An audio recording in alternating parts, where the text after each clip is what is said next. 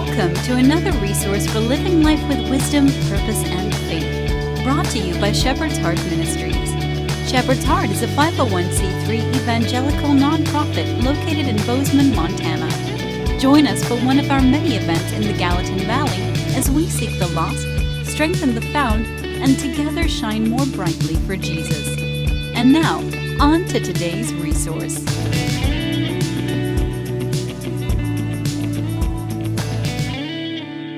I just moved here from Dallas, Texas, so this is a little bit different for me than the city of Dallas, Texas. Getting settled. I've been married to my wife, Megan, for now coming up on 13 years. Well, just past 13 years. She had a daughter before we were married named Hope. And we got married and moved to Orange, Texas, where I served on staff. My buddy Sam is here. I'm on staff now with him again. I'm here at Spring Hill Presbyterian Church. My title is missional pastor. And I got to know Sam because I was the youth director at a great church in Orange, Texas called First Pres Orange. And we started our life there. And so this is a really interesting part of my life and my journey now. God gave us 5 really incredible years to do life and ministry with each other in Orange. And then God called me to Dallas. God called him to Orlando. And then he went to Houston. And I became a full-time missionary. Was on staff at a large Presbyterian church in Dallas. Folks that go to that church are world changers. Some of the most impacting, godly men and women I've ever met with the means to change the world. And we're using their means to do so.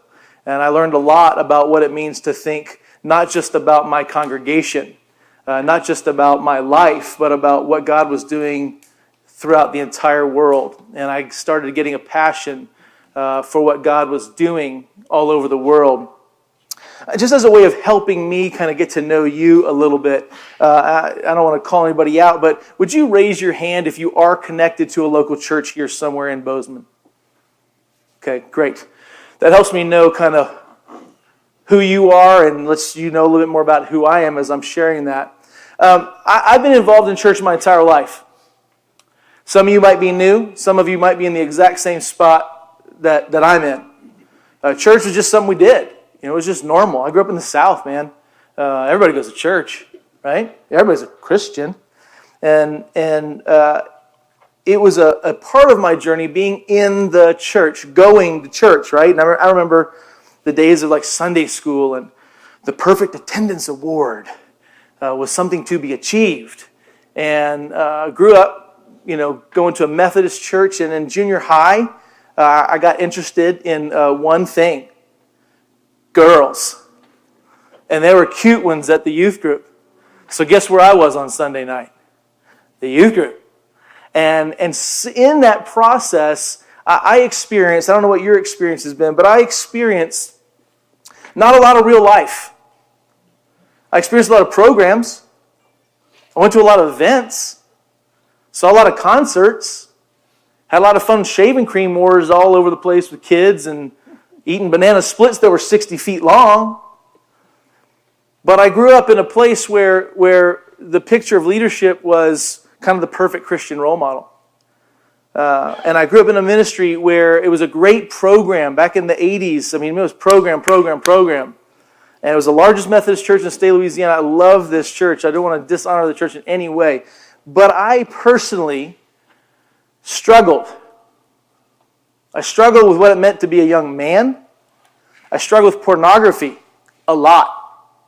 I struggled with this Jesus that seemed to be like rainbows and unicorns and everything nice.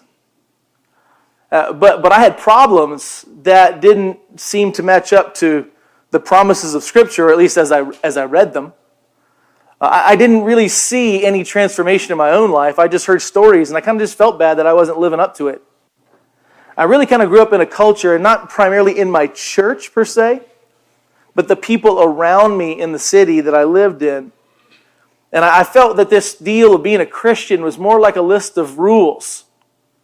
Some do's and don'ts, and you better do this and you better not do that, and if you're not there on Sunday, you must be going to hell. Because it matters. You just got to be there. As long as you show up, it counts. Because you want that sticker. You want to make sure that God is smiling down on you because your butt is in the chair. Now, you don't have to listen. You don't have to change anything. You certainly don't have to be transformed by anything. You just got to be there. And something in that over my life as a young man just didn't add up. Something wasn't making sense. And I started reading Scripture on my own, and I was challenged. Part of my journey, I shared a piece of this if you were here last month. I kind of shared a bit of my kind of heart as I kind of came here for the first time. And a big part of my journey was that I was just a little bit on the outside of what my Christian friends thought was okay. Yeah, Keith, he comes to Bible study, but don't let him date your sister. Keith, he's just a little bit out there. I guess he probably said yes to Jesus, but he's not really a disciple. I don't see any real change in his life. So I lived in this weird world where my heart knew that Jesus was who he said he was. I don't know how I knew that. I got challenged in my faith journey along the way, and I had a couple of important moments where I kind of had to come to terms with, is this Jesus guy really who he says he is? C.S. Lewis says he's either, how does that go? I'm totally spaced now. He's either a liar, a lunatic, or he's Lord. And I thought about that. It's got to be true. Jesus was either a liar, a total lunatic, or he's the Lord. And somewhere in that journey of my own personal life where I was being confronted by all of the realities of my hormones, all of the realities of life that wasn't I had a great family. It's not like I was living on the streets, but I had real problems. There were things that were going on in my life that rainbow Jesus and unicorn puppies weren't answering. And fun youth groups were awesome, but not really getting to the heart of what I thought I saw in the Scriptures. And so as I was challenged in those things, I started realizing that I was either going to take this stuff seriously or not. It's kind of a put up or shut up moment along the way. And I started thinking about, for my own life, what would it really mean to actually get to know Jesus, not read about him or just show up on Sunday to make sure that mom and dad were happy and the youth minister was happy. And it's kind of funny, honestly, because a little sidebar here, but as I grew up and I came out of high school and college, I actually became a youth minister at the church that I served and when I grew up in. And one of the things I learned very quickly as a youth minister was that you were a prime invitation for dinner. And as a young single man, that was a good thing. But I realized why. Because the parents of the kids in the youth group wanted to make sure that their kids knew the youth minister, and the youth minister knew their kids. They either wanted special treatment, or they wanted to make sure that I'd do my job so that they'd stay safe. And I saw time and time again, they didn't want to have to do their job in the spiritual leadership of their children. They just wanted to make sure that the youth group guy would make sure that they were staying safe and staying out of trouble. And I used to, this is a little bit about my personality, you understand a little bit about me as I say this story. So I used to kind of like to mess with the parents. And so what would happen is they'd invite me over for dinner, right? And because I'm the youth pastor, I'm the guy who knows how to pray. I've got the job. They go, well, Keith, would you mind praying for our dinner? God, I can't. And their faces would drop, and I'd say, well, I'm off the clock. And if I do, I have to charge a church time and a half. And they'd be, oh, no, I'm kidding. Of course I'll pray, of course. But it was always this, there's been this part of me that's always needed to kind of push a little bit. Because what I was experiencing wasn't real. It wasn't a real transformation in Jesus. It was this game I was playing. It was a thing. And the thing didn't add up, frankly. Because attendance didn't get me anywhere with my heart.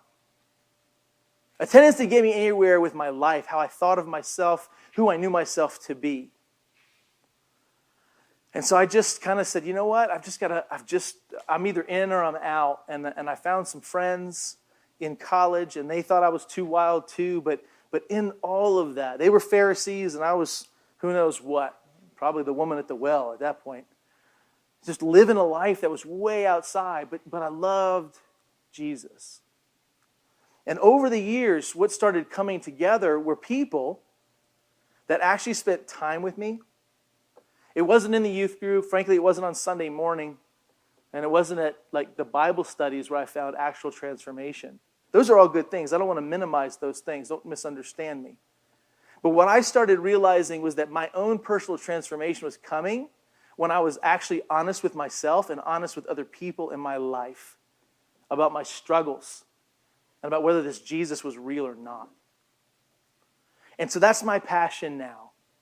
The majority of you raised your hand when I asked the question, are you connected to a church? And one of the things I've come to understand, I spent 7 years as a on-the-streets missionary in inner city East Dallas. And the people there could care less whether or not you go to church. In fact, if you let them know that, it's a lot of four-letter words and hand gestures telling you you're number one. And I spent a lot of time living life amongst non-Christians, not trying to convert them, but actually just trying to get to know them. Because my church experience had told me and taught me that if I knocked on enough doors and shared this gospel message enough times, people were going to get worn down by the message and actually just say yes to it.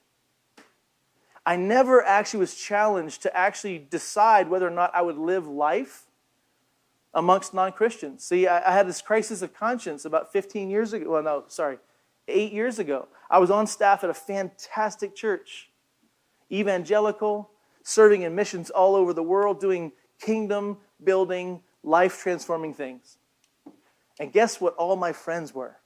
Not just Christians, but staff members. The only people I knew how to relate to were staff members of the church. And yet I was being asked to share a gospel message with a broken world. I didn't know the broken world. How can I share the gospel message with people I don't even know? And so God ripped me out of a very good job in a very good neighborhood and planted us in an amazing neighborhood where following Jesus was not the priority. And out of that time, what we saw was not necessarily conversion, but we saw lots of transformation in me and in my neighbors.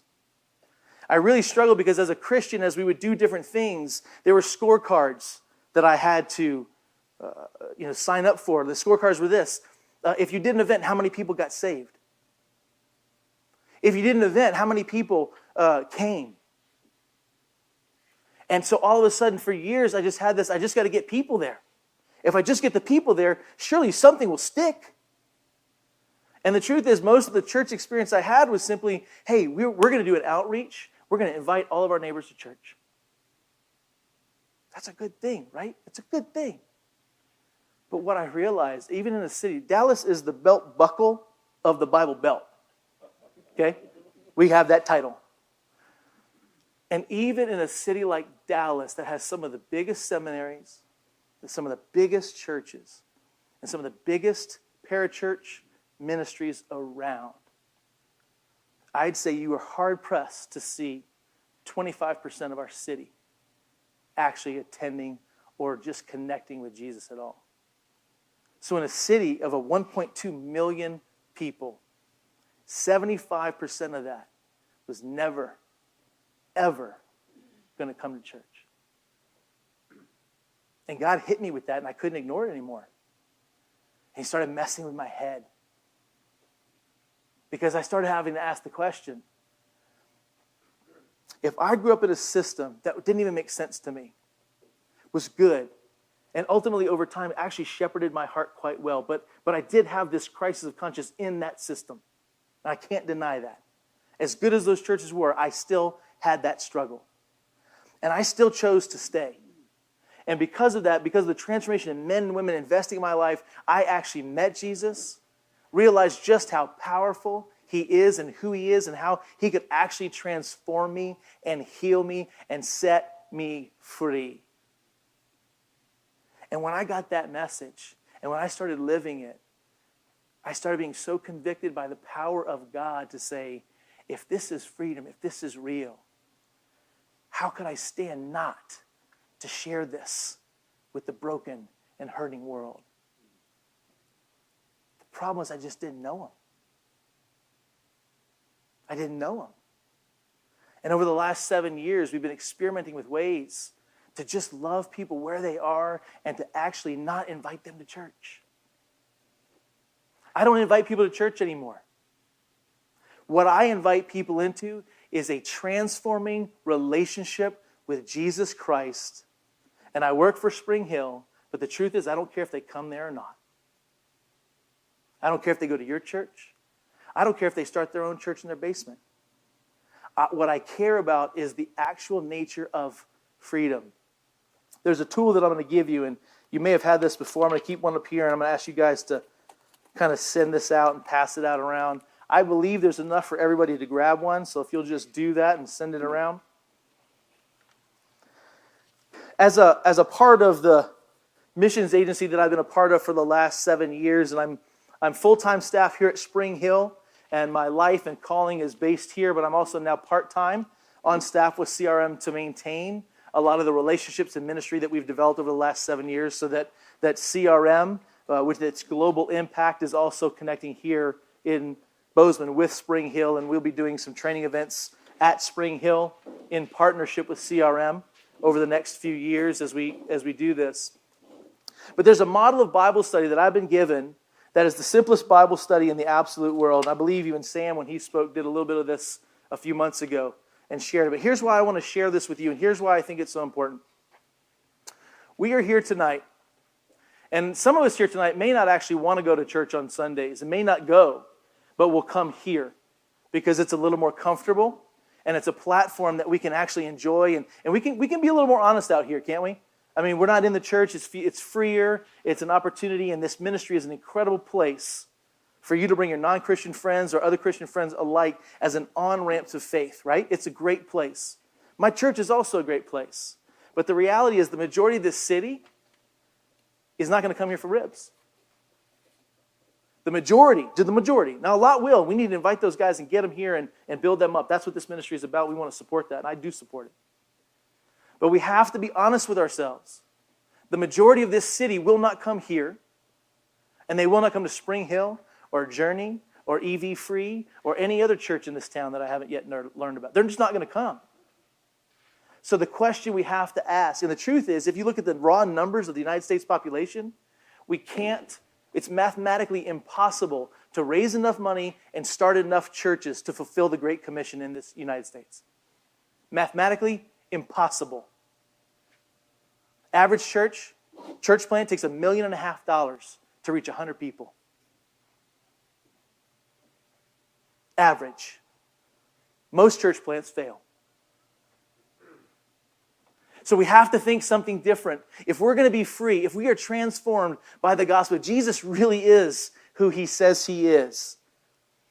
And if you've been transformed by that message, then you and I share the equal burden, the equal joy, the equal opportunity to actually see life begin in people who are dead.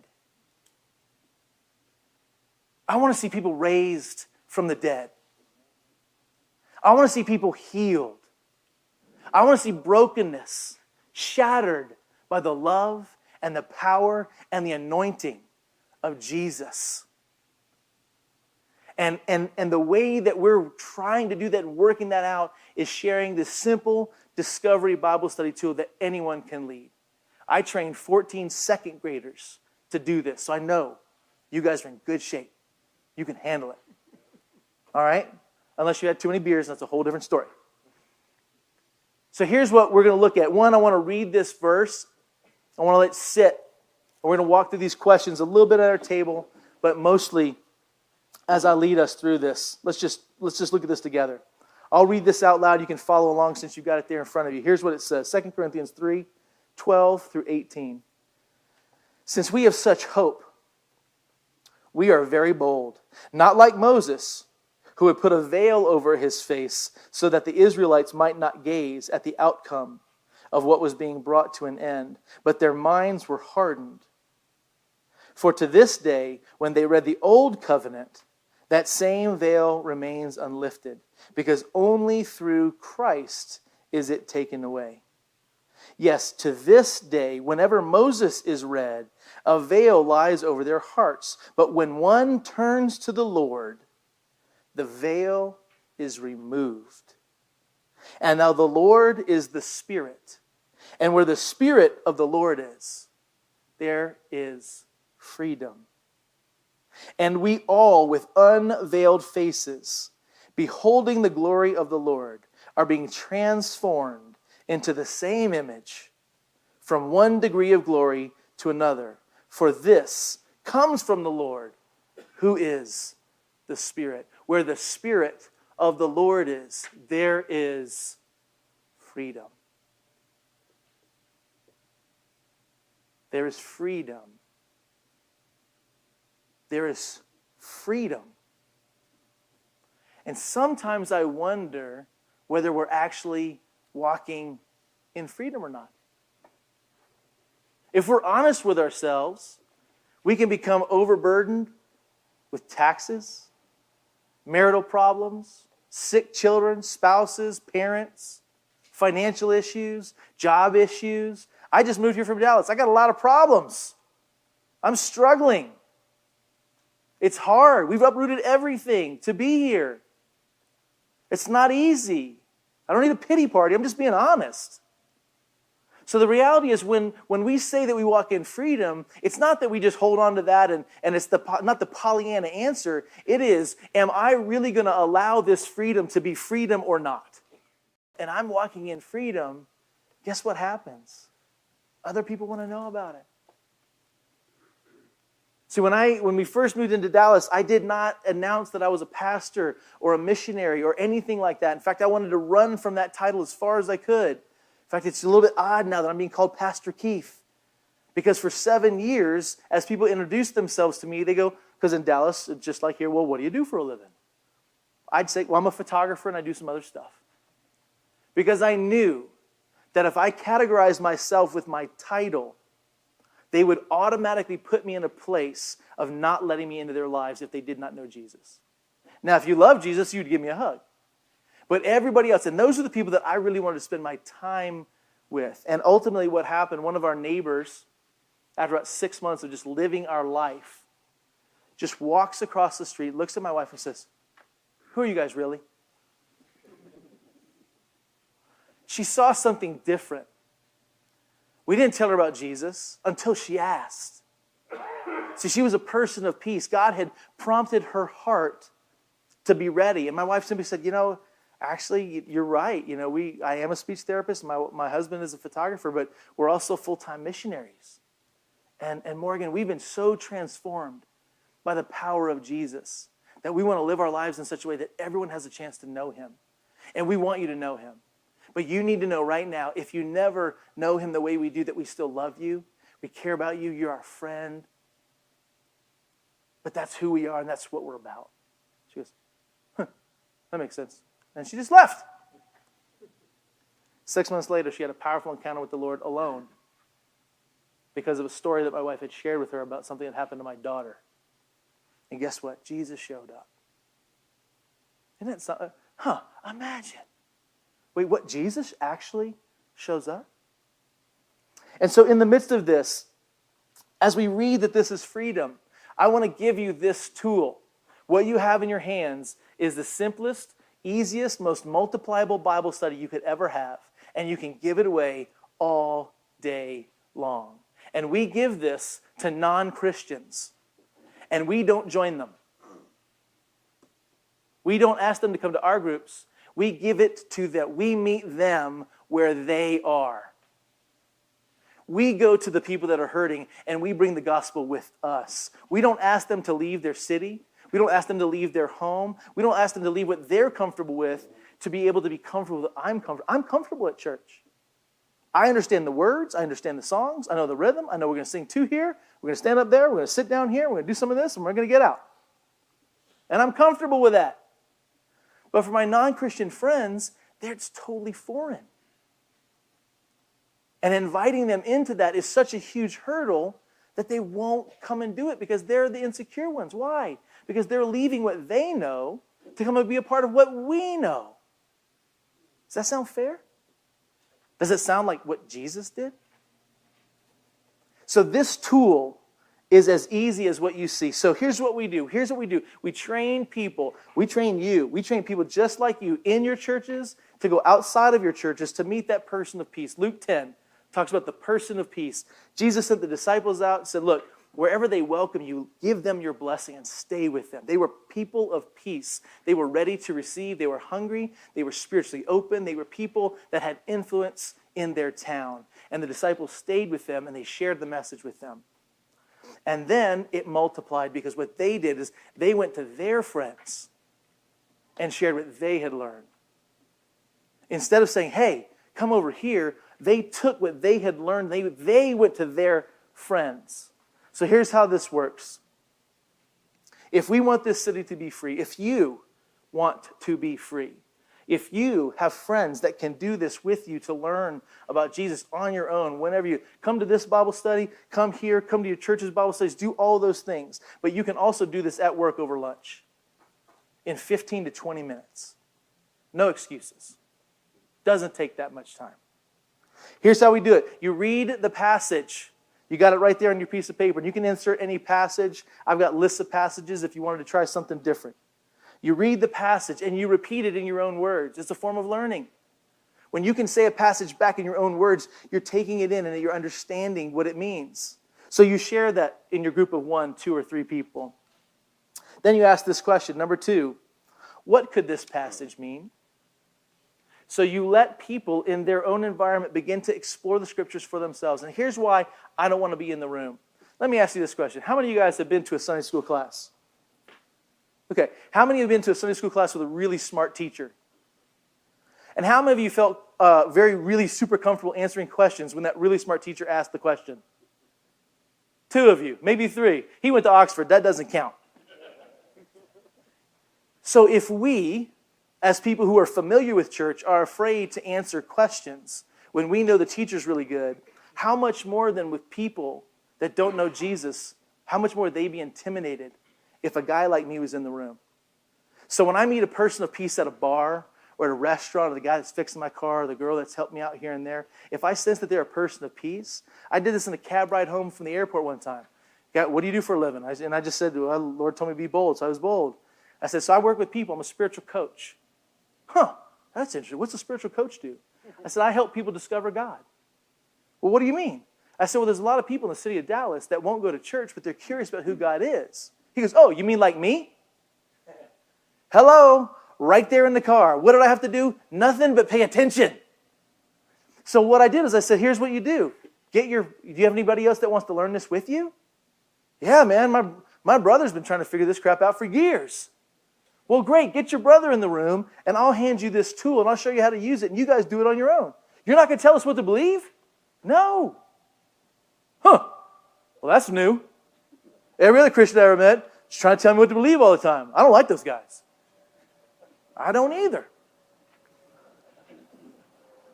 So they ask the question, what could this mean? And because they don't know anything, they can explore together. Then you say this question, what does this passage tell you about God? What could you learn about God's nature because of what this passage just said? And then they go around and answer that question. What does this teach you about humanity? What does this teach you about what it means to be a man or what it means to be a woman? Where do you see that in that scripture? And then we ask this question, if, we're not presuming that this is the truth because the people we're talking about don't think that this is the truth. So we say, if this is God speaking, how could that change your life? Or how would that change your life? If this was really true, if where the Spirit of the Lord is, there was actual freedom, what would that actually mean for your life? And then, question number 6. Hey, who outside of this group that's meeting here tonight, who would benefit from hearing what we just learned? Do you know somebody in your life that might benefit from the conversation we had tonight? And then they ask the question, yeah, Uncle Steve might. How can you share it with them? I'll tell you what, let's all meet next week. Number 8, figure out a time to meet again. Hey guys, was this helpful? Yeah, man, this is kind of cool. You want to meet again? Yeah, let's do it next week. All right, listen, you said you were going to tell Uncle Steve about what we talked about. I'll write that down, and next week I'm going to find out if you talked to Steve or not. And then they come back the next week, and they go, hey, how'd it go? Did you get a chance to talk to Uncle Steve? No? Okay, well, how can I help you do that? These are non-Christians. Engaging the Word. And typically what happens when we start talking about this is people get nervous. Well, Keith, what about heresy? These people don't know anything about the Bible. They're going to talk about some crazy stuff. Well, probably. Because guess what? We talk about some crazy stuff in my Bible studies. Because we're still growing and learning. And so here's what we do. What we encourage them to do is say, look, here's the deal. The only thing that we ask you to do in this study is that you can't discuss anything unless it's written in black and white right there. Well, I read this other Bible verse. Hey, Kyle, that's awesome that you read that. But for the sake of our Bible study here tonight, we're only going to read this one. We don't want to confuse anybody with other Bible verses yet because we don't know anything yet. So we're just going to stick with this one if that's okay, because that's the rule for our Bible study, okay? Great.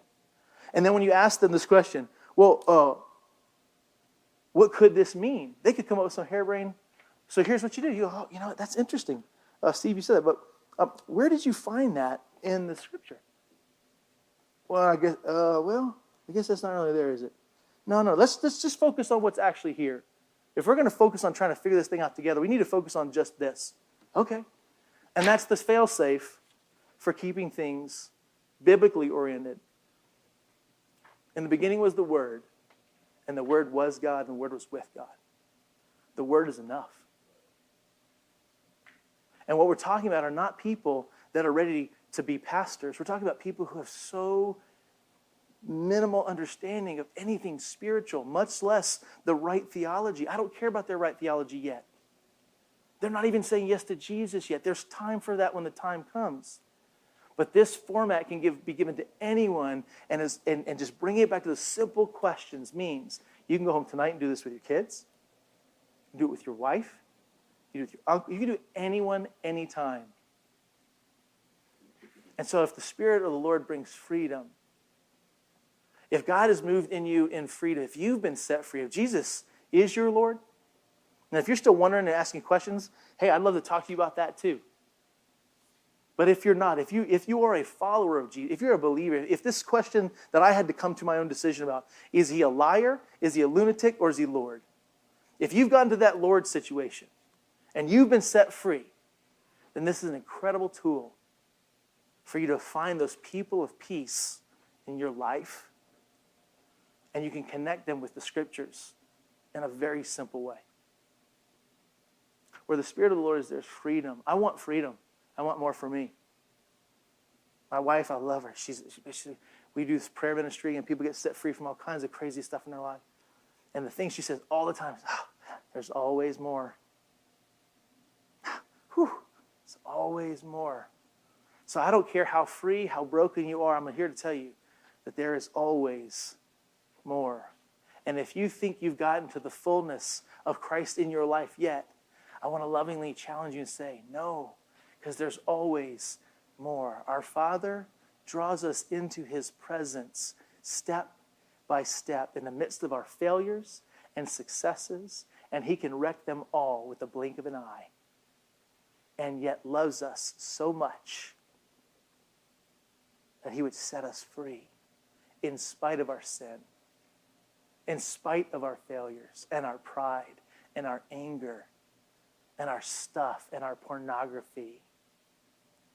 And he can say, you don't need that anymore, and walk us out the room. This is the Jesus of Nazareth. Amen. Thank you for listening to this resource by Shepherd's Heart Ministries. For more resources, subscribe to our channel, like us on Facebook, or sign up for our newsletter. If you're encouraged by these resources and would like to contribute financially, visit us on our website at www.shepherdsheartmin.org. Your generosity will help us seek the lost, strengthen the found, and together shine more brightly for Jesus.